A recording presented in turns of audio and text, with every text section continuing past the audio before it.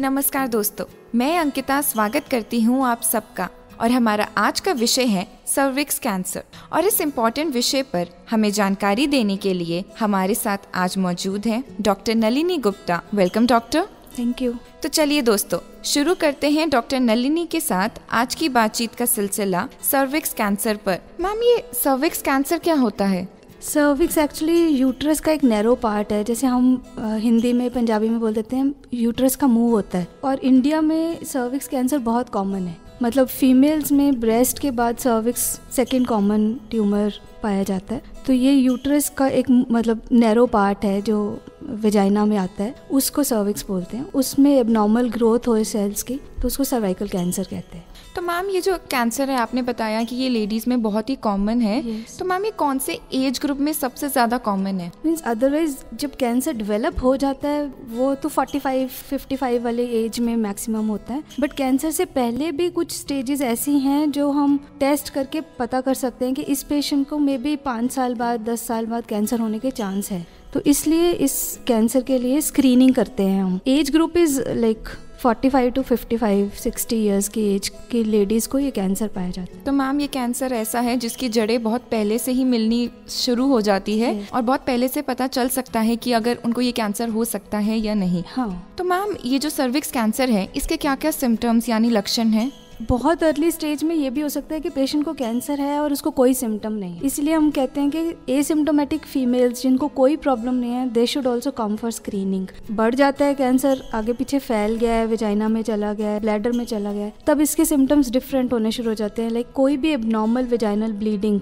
एक तो है ना कि मंथली ब्लीडिंग होना है, एक बीच में कोई है, या पोस्ट क्वार्टल स्पॉटिंग है, कोई भी abnormal vaginal bleeding, vaginal discharge can be a symptom for cervical cancer. Ma'am, आपने अभी बताया पोस्ट क्वार्टल स्पॉटिंग के बारे में। हाँ। मैम, वो क्या होता है? इंटरकोर्स के बाद अगर आप सोचते हो कि एक कोई ड्रॉप ब्लड का लगा कहीं पे कपड़ों पे, तो उसको हम पोस्ट क्वार्टल स्पॉटिंग बोलते हैं। अदरवाइज इंटरकोर्स के बाद there should not be any discharge और ब्लड स्टेन। तो इस बीमारी का सबसे कॉमन सिम्टम अगर देखा जाए तो वो होता है वेजाइनल ब्लीडिंग। डिस्चार्ज भी हो सकता है, मतलब जैसे थिन वाटरी डिस्चार्ज है या फाउल स्मेलिंग डिस्चार्ज है। लेकिन कई महिलाओं में ये लक्षण दिखते भी नहीं है। तो हाँ। ये ऐसा कैंसर है जिसके लक्षण काफी समय बाद डेवलप होने स्टार्ट हो जाते हैं, लेकिन इसकी शुरुआत बहुत पहले से हो जाती है। बेसिकली ये कैंसर एक वायरस से होता है, मतलब 90% more than 90% of cancers have HPV virus, human papilloma virus बोलते हैं। सो वायरस की इन्फेक्शन से ये कैंसर डेवलप होता है। बाकी there are contributing factors like जिनकी प्रेगनेंसीज ज़्यादा होती हैं, अर्ली एज से मैरिज हो जाती है, ऐसे स्मोकिंग की हिस्ट्री हो, HIV पेशेंट है, OCPs लेते हैं, ओरल कॉन्ट्रासेप्टिव पिल्स, उन केसेस में ये वायरल इन्फेक्शन मोर कॉमन है। सो जब ये वायरल इन्फेक्शन हो जाती है सर्विक्स में, which is very common in normal females, I would से 80% females will have HPV viral infection in their reproductive age group. But mostly ये वायरस ख़त्म हो जाता है, मतलब हुआ इन्फेक्शन ख़त्म हो गई। जैसे बाकी सारी STDs होती हैं, सेक्शुअली ट्रांसमिटेड डिजीजेस हैं, ये भी एक सेक्शुअली ट्रांसमिटेड इन्फेक्शन है। सो बहुत सारे पेशेंट्स में ये इन्फेक्शन हुई और ख़त्म हो गई। पर कुछ पेशेंट्स हैं उनमें प्री कैंसरस लीजन्स डेवलप होती हैं, जिनको हम साइटोलॉजी करके या HPV DNA टेस्टिंग करके जान सकते हैं कि येस ये लीजन है which will progress to cancer. तो मैम, अगर हम देखा जाए तो सर्विक्स कैंसर का मुख्य कारण वायरस है या फिर कोई और कारण भी है इसके? नहीं, वायरस है, मेन कॉज वायरस है, human papilloma virus. But otherwise like अगर आप कहें कि पेशेंट की वही early pregnancy, multiple sexual partners, that is why sex workers में ये कैंसर ज़्यादा पाया जाता है as compare to nuns. But multiple pregnancies, poor genital hygiene, HIV positivity, these things will lead to viral infections and which will stay back and will lead to progress, मतलब pre cancerous lesions which will progress to cancer. Ma'am, वैसे भी doctors recommend करते हैं कि pregnancy इतनी often नहीं होनी चाहिए और हाँ। ज़्यादा भी नहीं होनी चाहिए। तो एक और मुख्य कारण हमें पता चल गया कि ज़्यादा प्रेगनेंसी से सर्विक्स कैंसर भी हो सकता है। मतलब ये रिप्रोडक्टिव एज ग्रुप में जितना सेक्सुअली बंदा एक्टिव होगा एक फीमेल, उतना चांसेस हैं कि उसको वो वायरल इन्फेक्शन मल्टीपल टाइम्स हो और फिर वो वायरस वहाँ पे परसिस्ट कर जाए, विच विल लीड टू, हम प्री कैंसरस लीजन्स को नाम देते हैं पैथोलॉजी में LCL and HCL, low grade squamous intraepithelial lesion, high grade squamous intraepithelial lesion. So अगर एक पेशेंट जिनको high grade squamous intraepithelial lesion है, उसको कैंसर नहीं है, पर उसमें काफ़ी चांसेस होते हैं, मोर देन 50-70% चांसेस होते हैं कि कैंसर डेवलप हो जाए। पर हम उस पेशेंट को अगर पकड़ लें उस स्टेज में तो ट्रीट कर सकते। तो ये बहुत ही अच्छी बात है कि अगर टाइम पे पता चल जाए तो ये क्यूरेबल है। यस। तो मैम ये जो सर्विक्स कैंसर है इसके कितने स्टेजेस होते हैं? इसके 4 स्टेजेस हैं। मतलब अर्ली स्टेज हम बोलते हैं जब ये सर्विक्स के अंदर ही है, फिर थोड़ा बढ़ता जाता है, 2 स्टेज में ये वेजाइना में चला जाएगा, ब्लैडर में 3 स्टेज है, 4 में तो ये लंग्स तक चला जा सकता है, लिवर में जा सकता है, किडनी प्रॉब्लम्स कर सकता है। सो उस स्टेज में ट्रीटमेंट भी बहुत डिफिकल्ट है। मतलब 5 ईयर सर्वाइवल अगर स्टेज 4 का देखा जाए तो 10% है। So there will be only 10% females जो 5 साल जी पाएंगी अगर उन्हें स्टेज 4 कैंसर है। तो मैम अगर बाकी जो 3 स्टेजेस हैं अगर उनके टाइम पता चल जाए कि उन्हें सर्विक्स कैंसर है तो क्या तब उनकी लाइफ एक्सपेक्टेंसी ज्यादा हो सकती है? आजकल ट्रीटमेंट अच्छी है कंपैरेटिवली, लाइक जो पहले से कीमो रेडिएशन बेटर है, कीमोथेरेपी ड्रग्स अच्छी आ गई हैं, कंकरेंट रेडियोथेरेपी देते हैं, फिर एक ब्रैकीथेरेपी देते हैं जो इंटरनल रेडिएशन होती है, यूट्रस के अंदर रख के रेडिएशन देते हैं उस एरिया को, तो उससे काफी अच्छा हो गया है prognosis. But even then overall सारी स्टेजेस मिलाओ तो 5 year survival is not more than 70%। There should be stress on this thing that people should go for screening, females should go for screening so that cancer develop in now. जी ma'am अगर ये cancer pregnant lady को हो जाए तो क्या बच्चे पर बुरा असर पड़ सकता है?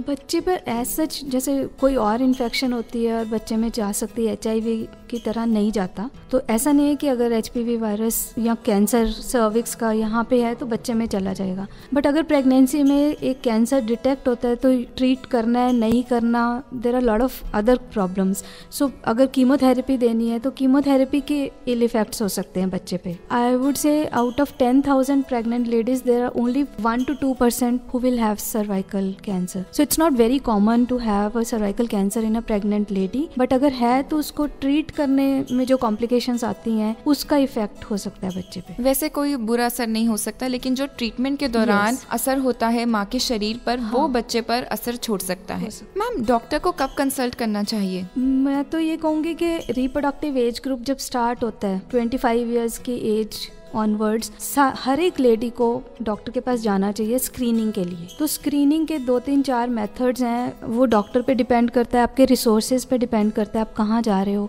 जैसे हम सर्विक्स को सिर्फ देख सकते हैं, मतलब एक स्पेकुलम डाल के देख लेते हैं कि हेल्दी है कि नहीं, या visual inspection with acetic acid बोलते हैं, VIA। एसिटिक एसिड 2% लगा के 3% देखते हैं कि कोई लीजन तो नहीं है। ऐसे विली बोलते हैं, VIA VILI, visual inspection with Lugol's iodine. Colposcopy कर सकते हैं, सर्वाइकल साइटोलॉजी कर सकते हैं, HPV DNA टेस्टिंग कर सकते हैं। ये डिफरेंट मेथड्स हैं स्क्रीनिंग के। पर अगर आप डेवलप्ड कंट्रीज की बात करो, UK USA में पिछले 15-10 सालों से सर्वाइकल साइटोलॉजी चल रहा है। मतलब वो सैंपल के सेल लेते हैं वहाँ से, और वो एक ब्रश होता है उससे आप सैंपल ले लेते हो और उसको स्लाइड पे रख के देखते हो, और वो काफ़ी सेंसिटिव टेक्निक है। अब तो LBC आ गया, लिक्विड बेस्ड साइटोलॉजी, जिससे पता चल जाता है कि इसको HPV इन्फेक्शन है कि नहीं। तो मैम वो नॉर्मल लेडीज जिनमें कोई सिम्टम्स नहीं है, क्या उन्हें भी स्क्रीनिंग करानी चाहिए? बिल्कुल, तो हर एक को। तो मैम कौन कौन से मेथड्स अवेलेबल हैं स्क्रीनिंग के, अगर हम सिर्फ इंडिया की बात करें तो? सिर्फ इंडिया में मतलब अगर बहुत लो रिसोर्स जगह पे बैठे हो आप तो VIA विली तो कहीं भी हो सकता है, लेस देन 1 रुपी लगता है एक टेस्ट करने में।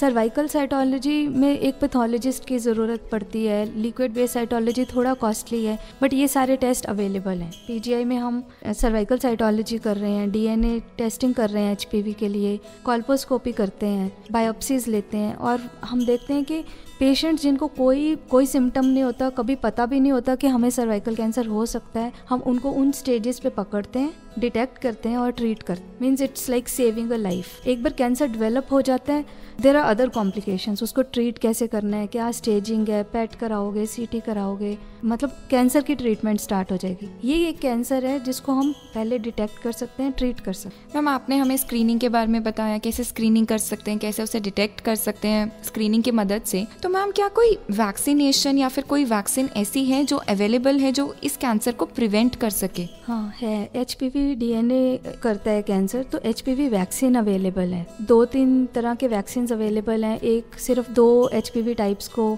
प्रिवेंट करता है। एक है जो 4 टाइप ऑफ HPVs को प्रिवेंट करता है। अब गार्डासिल 9 भी आ गया जो 9 तरह के HPV टाइप्स को प्रिवेंट कर सकता है। बट ऑलमोस्ट 150 से 200 तरह के HPV टाइप्स हैं और उनमें से काफ़ी अराउंड 30 HPVs ऐसे हैं जो सर्वाइकल कैंसर कर सकते हैं। बट जो मोस्ट कॉमन है वो HPV 16-18 है जो इन वैक्सीन से कवर हो जाता है। सो द रिकमेंडेशन इज़ कि जो यंग गर्ल्स हैं जिनका अभी रिप्रोडक्टिव एज ग्रुप स्टार्ट नहीं हुआ, सेक्सुअल एक्टिविटी स्टार्ट नहीं हुई, उनमें ये वैक्सीन देना चाहिए। तो मैम अगर हमने एक बार वैक्सीन लगवा ली तो क्या उसके बाद स्क्रीनिंग की ज़रूरत नहीं पड़ती? नहीं, जैसे मैंने बताया कि सर्विक्स कैंसर HPV वायरस से होता है, this is very clear. Then HPV virus भी बहुत तरह के हैं। जो वैक्सीन है वो या 2 HPV 16-18 के लिए इफेक्टिव है या 16-18 6-11 के लिए इफेक्टिव है, या एक वैक्सीन गार्डासिल 9 आया है जो 9 HPV टाइप्स के लिए इफेक्टिव है। पर फिर और भी बड़े सारे HPV टाइप्स हैं। वैक्सीनेशन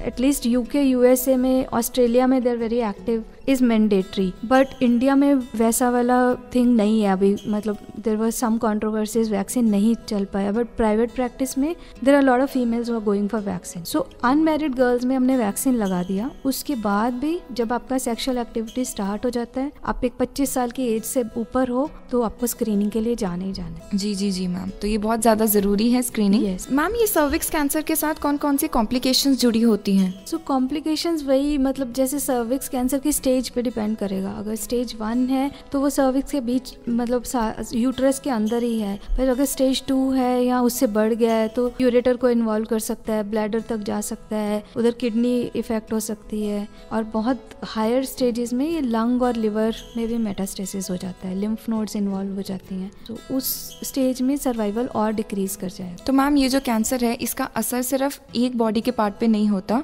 लेकिन कभी कभार वो काफ़ी बॉडी पार्ट्स पे भी बुरा असर छोड़ देता है। वो किसी भी कैंसर का है कि वो मेटास्टाइज करेगा, मतलब कैंसर की हम बोलते हैं जड़ें फैल जाती हैं, तो ये ब्लड के थ्रू या लिम्फेटिक्स के थ्रू अलग अलग ऑर्गन्स में पहुंच जाता है। जी। तो मैम आपने हमें ट्रीटमेंट के बारे में बताया, जैसे कीमोथेरेपी या सर्जरी, या फिर आपने रेडियो वेव्स के बारे में भी बताया।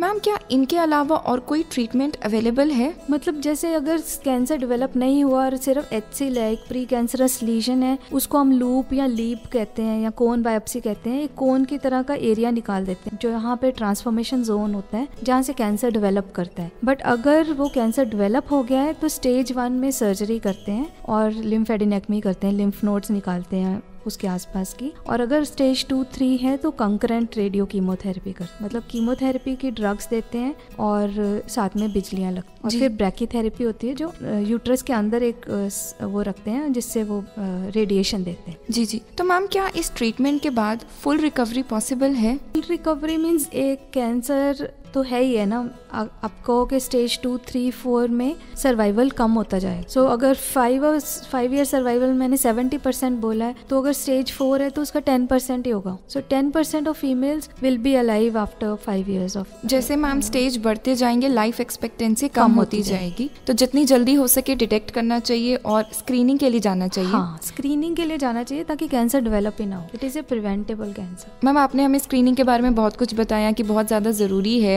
तो मैम ये जो स्क्रीनिंग है ये कितने इंटरवल बाद करवानी चाहिए? सर्वाइकल स्क्रीनिंग का वही डिफरेंट मेथड्स हैं। जैसे सर्वाइकल साइटोलॉजी कर रहे हो तो स्क्रीनिंग 3 साल के बाद दोबारा करनी है कि आपने सेल सैंपल्स ले लिया जो माइक्रोस्कोप के नीचे देख रहे हो, और अगर सैंपल ठीक है तो 3 साल बाद दोबारा से सैंपल लेना है। And this is true for every female. Every married female should go for screening. I would से मैरिड भी नहीं, every female should go for screening. फिर HPV DNA टेस्टिंग करते हो तो आप 5 साल वेट कर सकते हो। After 5 years HPV DNA testing भी दोबारा से करानी। जी। तो मैम अंत में आप कोई संदेश देना चाहेंगे? संदेश यही है कि हमारे देश में फीमेल्स में ब्रेस्ट कैंसर सबसे कॉमन है, पर सर्विक्स सेकेंड कॉमन है। सो बाकी सारे देशों में जो डेवलप्ड कंट्रीज हैं, UK USA में ये कैंसर खत्म हो गया ऑलमोस्ट, मतलब इतना कम हो गया है। वो इसीलिए बिकॉज स्क्रीनिंग होती है और HPV वैक्सीनेशन होगी। इंडिया में we should go for HPV vaccination in young females who are unmarried at the age of 10, 11, 12